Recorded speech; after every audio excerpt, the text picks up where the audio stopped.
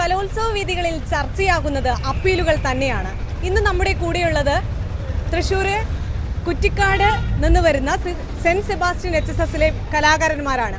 നമുക്ക് അവരോട് ചോദിക്കാം, എങ്ങനെയാണ് അവർക്ക് നീതി നിഷേധിക്കപ്പെട്ടതിനെ തുടർന്നാണോ ഇങ്ങോട്ട് അപ്പീൽ വഴി വരേണ്ടത് എന്നുള്ള വിവരങ്ങൾ നമുക്ക് അവരുടെ അടുത്ത് ചോദിക്കാം. അപ്പോൾ നിങ്ങൾ പറ, എങ്ങനെയാണ് നിങ്ങൾ ഇങ്ങോട്ട് എത്തിച്ചേർന്നിട്ടുള്ളത്? ആ ഒരു പ്രയത്നത്തിന്റെ ഒരു കാര്യം ഒന്ന് പറയാമോ? പറയാം. ഞങ്ങള് തൃശ്ശൂർ ജില്ലയിൽ നിന്നാണ് വരുന്നത്.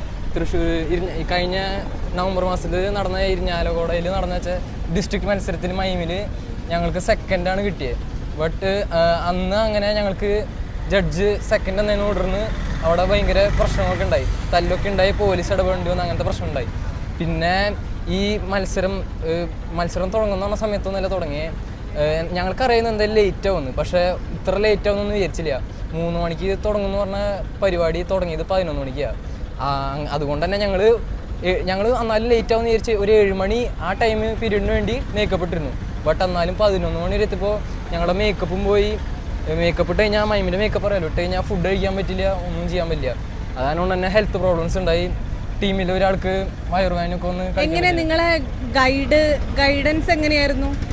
ഗൈഡൻസ് കോച്ചിങ് ആണോ ഉദ്ദേശിച്ചത്? കോച്ചിങ് ഈ വട്ടം ഞങ്ങൾ ഒറ്റയ്ക്കാണ് പഠിച്ച് കയറിയത്. ഞങ്ങൾക്ക് ഇങ്ങനെ മാസ്റ്റർ ഒന്നും ഉണ്ടായില്ല, കോച്ചൊന്നും ഉണ്ടായില്ല. നിങ്ങളെ സ്കൂളിൽ നിന്ന് നിങ്ങളുടെ ഒരു ഐറ്റം മാത്രമാണോ വന്നിട്ട്?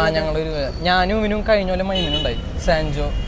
നിങ്ങൾ രണ്ടാമത്തെ വർഷം? ഞങ്ങളുടെ സെക്കൻഡ് ഇയർ ആരാ ഇതിൽ. അപ്പോൾ ഞങ്ങൾക്ക് കഴിഞ്ഞ പോലത്തെ എക്സ്പീരിയൻസ് വെച്ച് ഇപ്പോൾ ഇവരൊക്കെ പഠിപ്പിച്ചു, അങ്ങനെ കയറി പോകുന്നതാണ്. നിങ്ങൾ രണ്ടുപേരും കൂടിയാണ് പഠിപ്പിച്ചത്.